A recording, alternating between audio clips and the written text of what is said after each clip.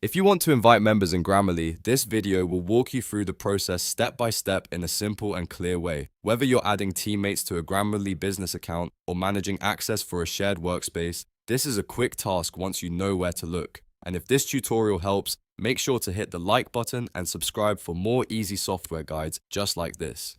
Let's get started. First, open your browser and go to grammarly.com.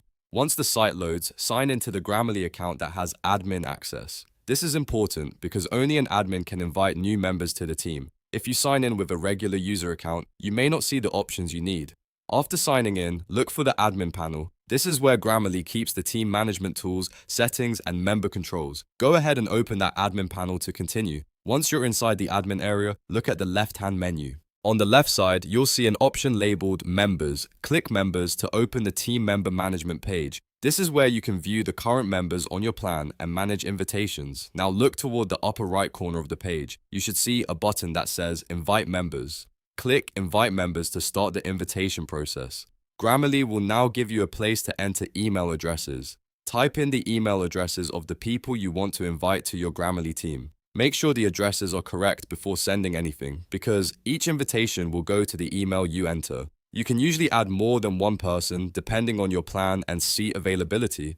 After entering the email addresses, click Invite Members again to send the invitations.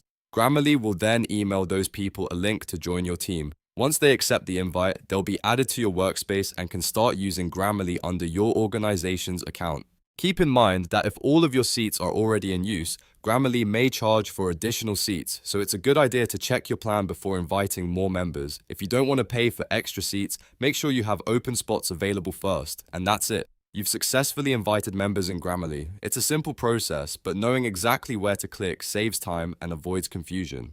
If this tutorial helped you out, please like the video, subscribe to the channel, and turn on notifications so you never miss the next software walkthrough. Thanks for watching, and I'll see you in the next one.